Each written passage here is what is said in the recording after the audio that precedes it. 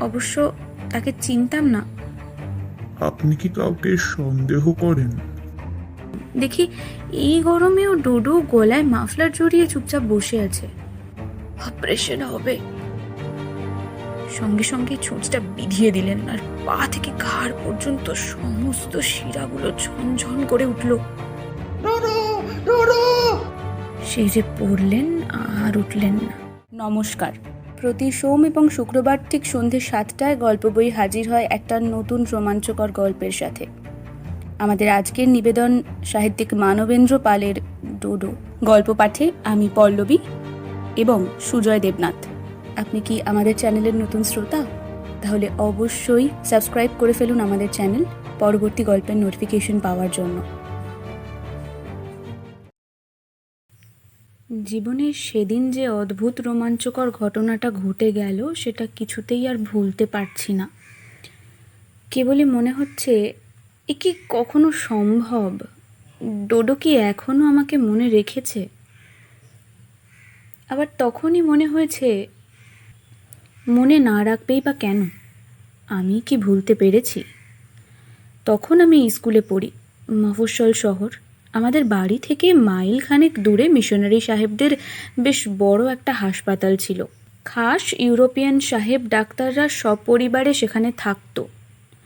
ওই সাহেব পল্লীটাকে এখানকার লোকে বলতো মিশন। কারো বড় রকমের অসুখ করলে লোকে বলতো মিশন হাসপাতালে নিয়ে যাও, সেরে উঠবেই। আমার বাবা ছিলেন নামকরা ডাক্তার। সেই সূত্রে হাসপাতালের সাহেব ডাক্তারদের সঙ্গে বেশ খাতির ছিল। তারা প্রায়ই বড়দিনে, ইংরাজি নববর্ষে, ছেলে মেয়েদের জন্মদিনে আমাদের নেমন্তন্ন করতেন। বাবা মার সঙ্গে আমিও ঘোড়ার গাড়ি চেপে সাহেবদের বাড়ি নেমন্তন্ন খেতে যেতাম। ওদের মধ্যে বাবার বেশি বন্ধুত্ব ছিল ম্যাকলার্ন সাহেবের সঙ্গে। মেম সাহেবও ছিলেন খুব মিশুকে। তিনি চাইতেন আমরা যেন প্রায়ই ওদের বাড়ি বেড়াতে যাই। সেই জন্যে বিশেষ বিশেষ দিন ছাড়াও আমরা ম্যাকলার্ন সাহেবের বাড়ি যেতাম।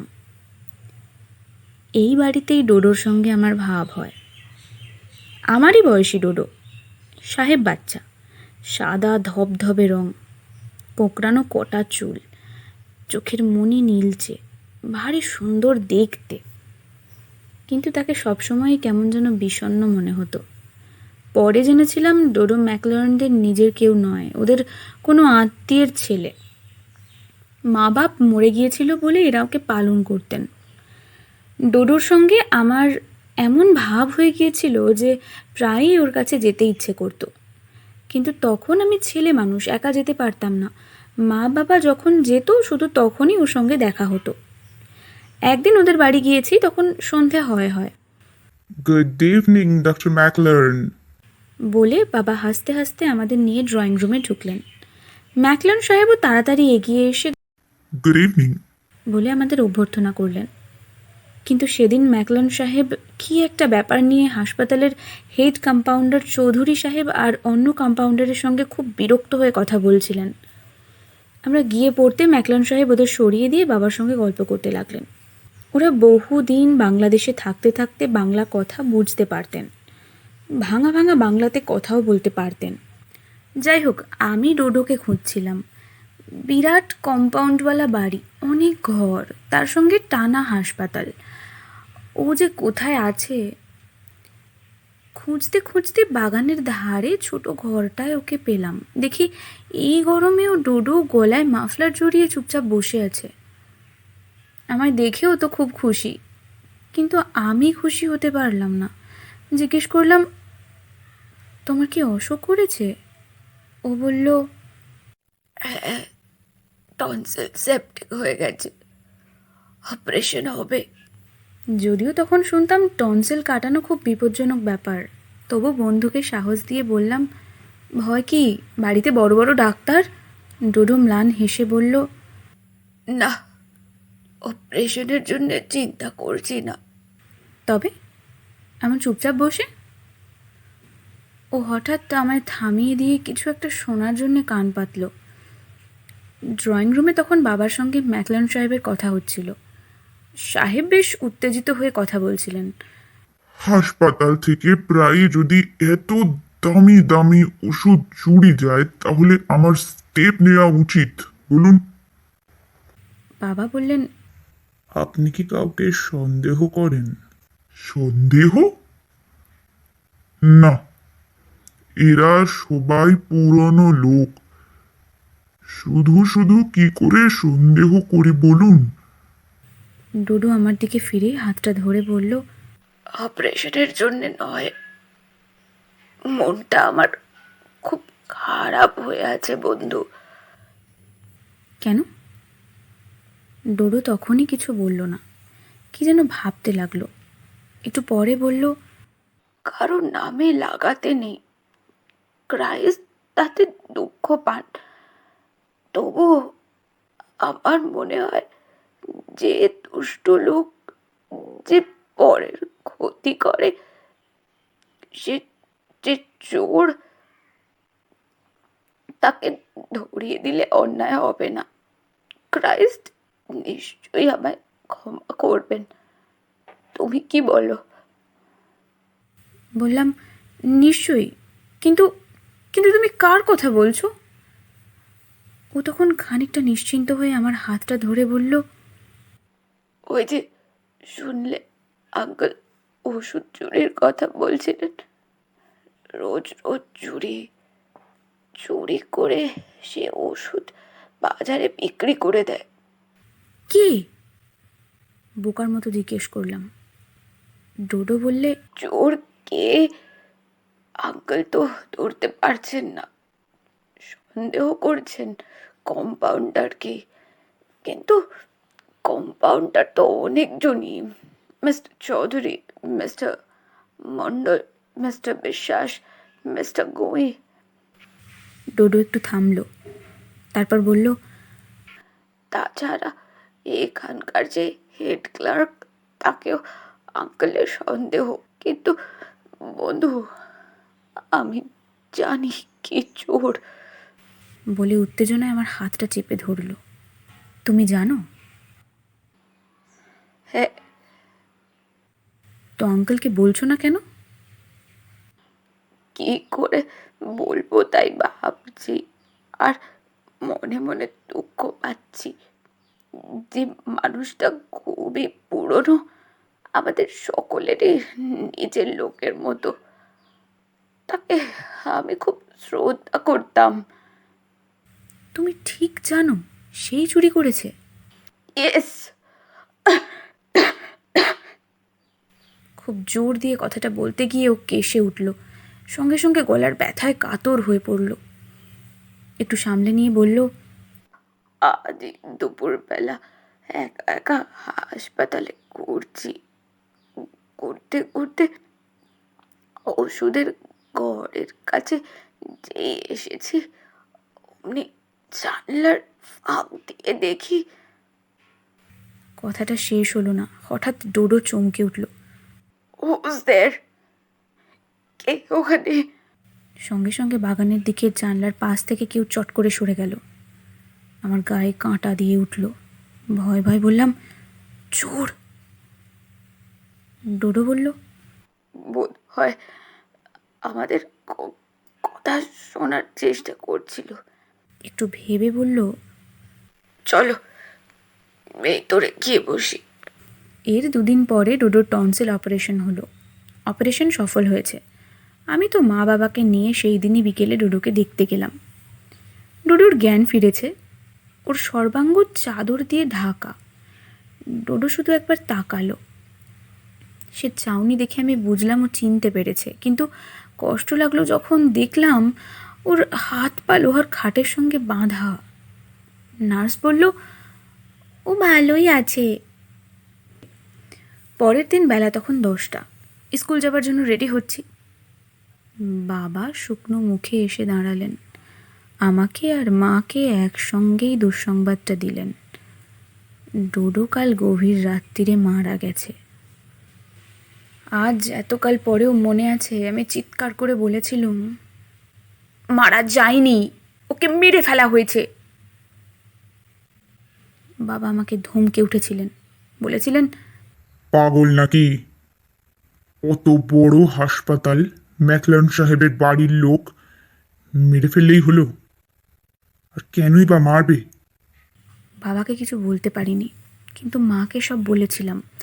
ডোডো স্বচক্ষে চুরি করতে দেখেছিল, কিন্তু নাম বলবার আগেই ওকে থামতে হয়েছিল। কিন্তু মাও সেদিন 10 বছরের ছেলের কথা বিশ্বাস করেনি। বলল, তাছাড়া কেউ খুন করেছে বুঝতে পারলে সাহেব ছেড়ে দিত। যুক্তি অবশ্য অকাট্য।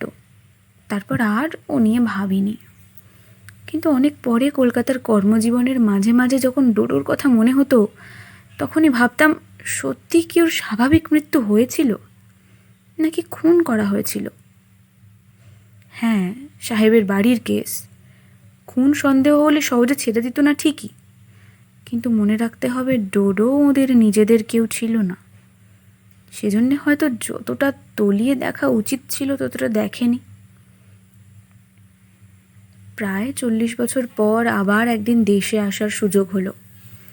সাহেবরা এখন আর নেই, তবে জায়গাটার নাম মিশন এখনও আছে। এখানে একটা স্কুল হয়েছে, সেই স্কুলে রবীন্দ্র জন্মোৎসব। আমায় সভাপতি হতে হয়েছে। আমি যেতেই যিনি আমায় সাদর অভ্যর্থনা জানাতে এগিয়ে এলেন, তার বয়স প্রায় 80। সাদা ধবধবে চুল, চোখে পুরু লেন্সের চশমা। ইনি সেই চৌধুরী সাহেব যিনি হাসপাতালের হেড কম্পাউন্ডার ছিলেন। বর্তমানে তিনি স্কুলের প্রেসিডেন্ট।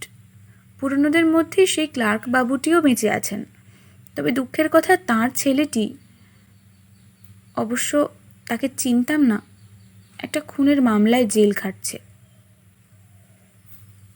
খুনের কথা শুনেই আমার মনটা ছ্যাঁত করে উঠল। ডোডোর কথা মনে পড়ে গেল। সে যাকে চুরি করতে দেখেছিল তার নামটা প্রকাশ করতে পারেনি, তার আগেই মরতে হয়েছিল। তবে কি ওই ক্লার্ক বাবুরই কাজ, নইলে তার ছেলে খুনি হয় কি করে? সভা শেষ হতে রাত হয়ে গেল। খাওয়া দাওয়া করে যখন শুতে গেলাম, রাত তখন 10টা বাজে। আমার শোবার ব্যবস্থা হয়েছিল ম্যাকলান সাহেবের বাড়িতেই। বাড়িটা যদিও পুরনো, তবু এই একটা ঘরই মোটামুটি ভালো ছিল। জানালা বা দরজায় কোনো খিল ছিল না, তবে লোহার ছিটকিনিটা টিকেছিল কোনো রকমে। যাক, তাই যথেষ্ট। বাড়িতে ইলেকট্রিকের কোনো ব্যাপার ছিল না, তবে উত্তক্তারা একটি লণ্ঠন দিয়ে গিয়েছিল। দরজায় ছিটকিনি এঁটে লণ্ঠনে তেল কতটা আছে দেখছি, কে যেন দরজায় শব্দ করল। বুকটা কেন যেন ধড়াস করে উঠল। কে? শুয়ে বললেন না কে? না, যাই বলে উঠে দরজা খুলে দিলাম। দেখি চৌধুরী সাহেব এক হাতে টর্চ, অন্য হাতে লাঠি নিয়ে দাঁড়িয়ে। আপনি এত রাতে? উনি হাসলেন। বাঁধানো দাঁতগুলো ঝকঝক করে উঠল। না, দেখতে এলাম কোনো অসুবিধে হচ্ছে কি না। বুঝতেই পারছেন প্রেসিডেন্টের অনেক দায়িত্ব। না না, কিছু মাত্র অসুবিধে নেই। বেশ খুশি হলাম। বৃদ্ধ চৌধুরী সাহেব আবার একটু হাসলেন। ভয় টয় পান না তো? আমি হেসে বললাম, কিসের ভয়? এই আর কি, পুরনো বাড়ি তো। না চৌধুরী সাহেব, ভূতে ভয় আমি পাই না। তাছাড়া এবারই আমার চেনা। তবে যদি ডোডোর প্রেতাত্মা দেখা দেয়। এতকাল পরে ডোডোর কথা শুনে বৃদ্ধর মুখটা কীরকম হয়ে গেল। ঢোক গিলে বললেন, ডোডোকে তোমার মনে আছে? নিশ্চয়ই। ওকে কি ভুলতে পারি? ওই লম্বা ঘরটার একেবারে শেষের দিকের বেডেও মারা গিয়েছিল না? হ্যাঁ। বলে বৃদ্ধ পিছু ফিরলেন। তারপর টর্চের আলো ফেলতে ফেলতে রাস্তায় গিয়ে নামলেন। অনেকক্ষণ পর্যন্ত তার লাঠির শব্দ শুনতে পেলাম।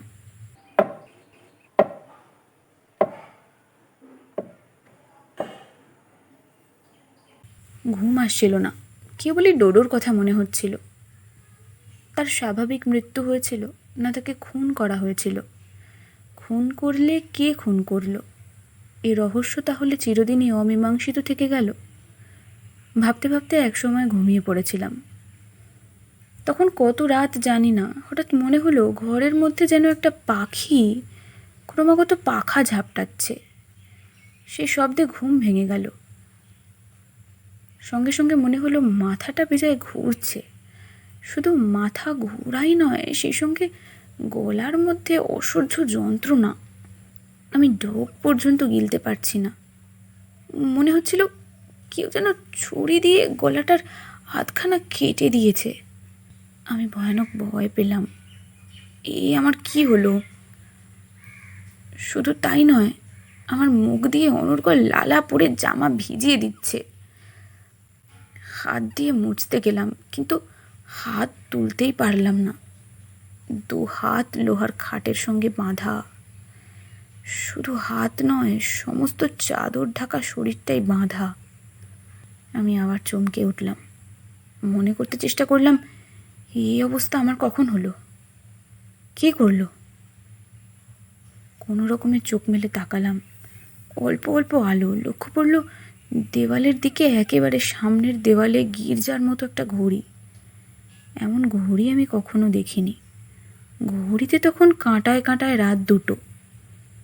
চোখ সরে গেল পাশের দেওয়ালে। সেখানে ঝুলছে পঞ্চম জর্জের ছবি। এ ছবি যেন ছোটবেলায় কোথায় দেখেছি। কোনো রকমে ঘাড়টা একটু কাত করলাম। কিন্তু ওরা কারা? ওই যে একটু দূরে সার সার লোহার খাটে নিঃশ্বাস শুয়ে, সব যেন মৃত। তবে কি হাসপাতালে রয়েছি? আমি কিছুই বুঝতে পারছি না। নিরুপায় হয়ে এদিক ওদিক দেখতে চেষ্টা করলাম। ভালো করে দেখতে পাচ্ছি না, সব যেন ঝাপসা। না, কেউ নেই। না কোনো ডাক্তার, না কোনো নার্স। একটু জল খাওয়া দরকার। নিদেন 1 টুকরো বরফ। জিভ শুকিয়ে যাচ্ছে। এমনই সময়ে কে যেন সন্তর্পণে ঢুকলো। বাঁচলাম, তবু একজন জীবন্ত মানুষ। কিন্তু ওকে ডাকবো কি করে? আমি তো কথা বলতে পারছি না। না, লোকটা আমার দিকেই এগিয়ে আসছে। খুব যেন চেনা মনে হচ্ছে। একটু একটু করে চিনতে পারলাম। একে অনেকবার ম্যাকলান সাহেবের বাড়িতে দেখেছি। চৌধুরী সাহেব, হাসপাতালের হেড কম্পাউন্ডার। তিনি কাছে এসে দাঁড়ালেন। কিন্তু হাতে ওটা কি? ইঞ্জেকশনের সিরিঞ্জ। কেন? ইঞ্জেকশন দেবেন? চৌধুরী সাহেব কাছে এসে দাঁড়ালেন। বাঁধন খুলে আমার বাঁ হাতটা তুলে নিলেন। আমি যথাসম্ভব করুণ চোখে তার দিকে তাকালাম, যেন বলতে চাইলাম, প্লিজ পুশ স্লোলি, দয়া করে আস্তে আস্তে দেবেন। কিন্তু উনি যখন আমার হাতে ছুঁচটা ফোটাচ্ছেন, তখন তার চোখের দিকে তাকিয়ে ভয় পেয়ে গেলাম। কি ভয়ঙ্কর সে দৃষ্টি! বুঝতে পারলাম না উনি অমন করে আমাকে দেখছেন কেন। সঙ্গে সঙ্গে ছুঁচটা বিধিয়ে দিলেন, আর পা থেকে ঘাড় পর্যন্ত সমস্ত শিরাগুলো ঝনঝন করে উঠল। তারপর তারপর তারপর তারপর তারপরের কথা আমি আর জানি না। পরে লোকমুখে যা শুনেছি তাই লিখছি। তখন সবে সূর্য উঠবে উঠবে করছে। স্কুলের দারোয়ান দেখল প্রেসিডেন্টবাবু লাঠি হাতে ম্যাক সাহেবের বাড়ির দিকে যাচ্ছেন। এত ভোরে প্রেসিডেন্টবাবু বেরোন না, নিশ্চয়ই কোনো জরুরি দরকারে যাচ্ছেন বলে দারোয়ানও এগিয়ে গেল। দারোয়ান দেখল যে ঘরে কলকাতার বাবুটি শুয়েছিল, চৌধুরী সাহেব সেই ঘরের দরজায় কড়া নাড়ছেন আর বলছেন, আর কত ঘুমাবেন মশাই? উঠুন, চা নিয়ে আসছে। দারোয়ান দূরে দাঁড়িয়ে দরজা খোলার শব্দ শুনল। তারপরে কি হলো, হঠাৎ চৌধুরী সাহেব ভয়ে চিৎকার করে উঠলেন। ডোডো, ডোডো! বলেই তিনি যেন প্রাণ ভয়ে ছুটতে লাগলেন। দারোয়ান তো অবাক। চৌধুরী সাহেব ঘরের মধ্যে কি এমন দেখলেন যাতে এত ভয় পেয়ে গেলেন? ডোডোই বা কী জিনিস? আর বুড়ো মানুষটি যেভাবে ছুটছেন। ভাবতে ভাবতে দারোয়ান দেখল চৌধুরী সাহেবের হাত থেকে লাঠিটা ছিটকে পড়ে গেল। কিন্তু তবু চৌধুরী সাহেব বাড়ির দিকে ছুটছেন। তার সারা শরীর ঘামে ভিজে গেছে, চোখ মুখ লাল। বাবু দাঁড়ান, বাবু দাঁড়ান বলতে বলতে দরওয়ান ছুটে গেল ওর কাছে। সেই সময় চৌধুরী সাহেবের এক পাটি চটি খুলে গেল আর তিনি হুমড়ি খেয়ে পড়লেন রাস্তার উপর। সেই যে পড়লেন আর উঠলেন না। ততক্ষণে ভিড় জমে গেছে। চৌধুরী সাহেবের বডিটা তার বাড়িতে পৌঁছে দিয়ে ওরা এসে দাঁড়ালো ম্যাক সাহেবের বাড়িতে। এমন কি দেখে চৌধুরী সাহেবের মতো সাহসী পুরুষ ভয় পেয়ে গিয়েছিলেন? না, ঘরের মধ্যে ভয় পাওয়ার মতো কিছুই ছিল না। আমি যেমন ঘুমোচ্ছিলাম তেমনই ঘুমোচ্ছি। ওরা খুব আশ্চর্য হলেন। প্রথমত দরজা খুলে দিল কে? দ্বিতীয়ত আমাকে দেখে ভয় পাওয়ার কী ছিল? তৃতীয়ত কি ডোডো বলে যদি কারোর প্রেতাত্মা তিনি দেখেই থাকেন, তাহলে হঠাৎ আজ কেন? এ বাড়িতে তিনি তো এর আগেও অনেকবার একা একা এসেছেন। এসব রহস্যের কোনো মীমাংসা আমিও করতে পারিনি। তবে চলে আসবার সময় ওই ঘরের কোলঙ্গায় একটা জিনিস দেখে অবাক হয়েছিলাম। যখন ঘরে ঢুকেছিলাম, যতদূর মনে আছে, কোলঙ্গায় ওটা ছিল না। জিনিসটা আর কিছুই নয়, একটা পুরনো ভাঙা ইনজেকশনের সিরিঞ্জ। কেমন লাগলো আজকের গল্প আমাদের জানাবেন, এবং গল্পটি ছেড়ে যাওয়ার আগে লাইক এবং সাবস্ক্রাইব করে আমাদের পাশে থাকবেন।